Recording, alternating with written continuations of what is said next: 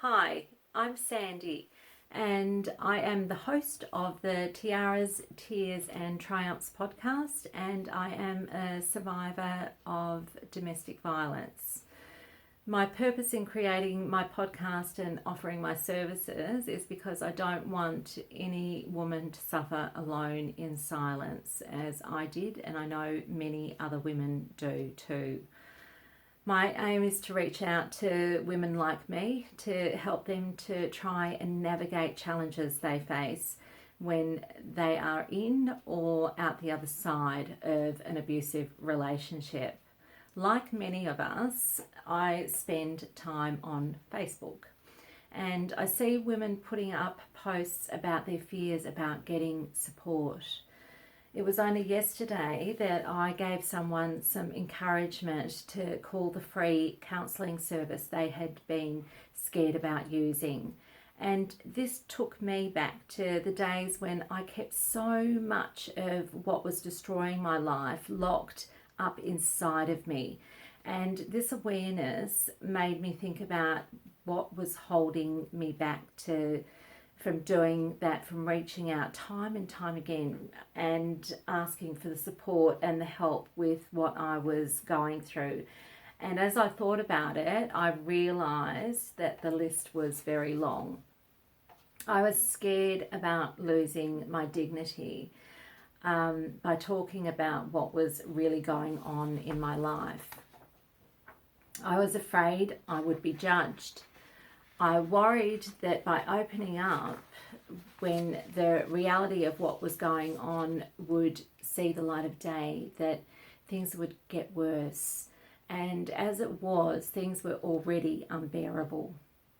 I was scared that I would lose more control over my life than what was already my reality.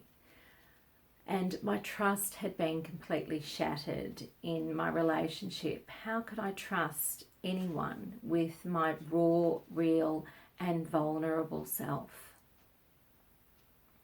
Maybe you can relate to some of the things that I have said. In every single one of my reasons not to reach out for support, fear was at the root of it. The thing about our fears is that they don't leave us until we face them and begin to take action. I am not discounting that fear can be incredibly useful and helpful to keep us safe from danger, but it can also keep us stuck in a really unhealthy situation, and it can steal our joy and our peace of mind. I know that because I've been there. There is not a day that goes by that some fear enters into my day, and I have to work out whether I face the fear and push past it and do the thing that I am frightened of, or if I say to myself, not today. Today I don't need to face that fear. Today, the fear that I am facing is putting myself out there on video on Facebook for public scrutiny.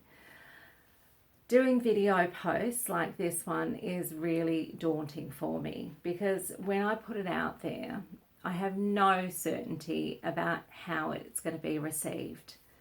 But I am doing it because I think that it might help you put a face to who I am, and it might help you to connect to this message better and hopefully make you feel more reassured about taking that step to get some support with what you are going through.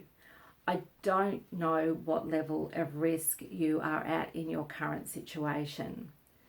Thankfully, for me, those days where I was living with the fear of my safety on a daily basis are behind me.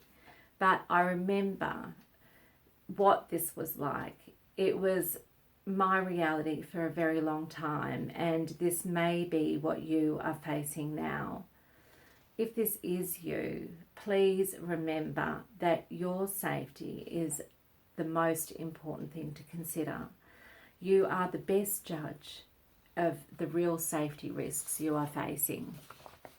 I remember holding on to hope that my ex would change, as he had promised me so many times that he would, and that we would start piecing our lives back together again.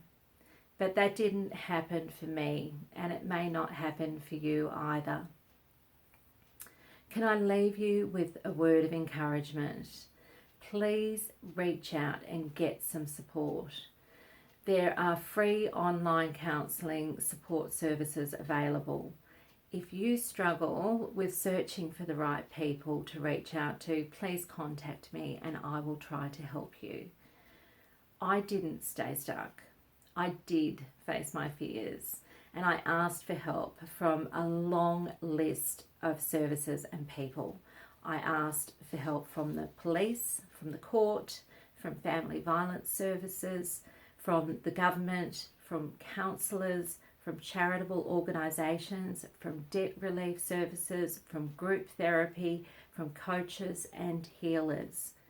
Sure, there were times when I felt worthless and felt like I had lost any sense of dignity when my life had hit rock bottom. But I wanted to find peace and joy again in my life for the sake of my children, not just for myself. I have no regrets for sharing my brokenness with others, as this weakness that I saw in myself, because I felt less than for asking for help, proved over time to be one of my greatest strengths. If you need some support in asking for the help that you need, I am here for you. You can direct message me on Facebook, and you can listen to the Tiaras, Tears and Triumphs podcast anytime it is safe for you to do so on your favourite podcast app. If you can't find the podcast, again, just send me a message and I'll help you to find it. And if you want to know any more about me, you can visit my website, which is www.sandyj.com.au. Sending you love and light and peace and joy.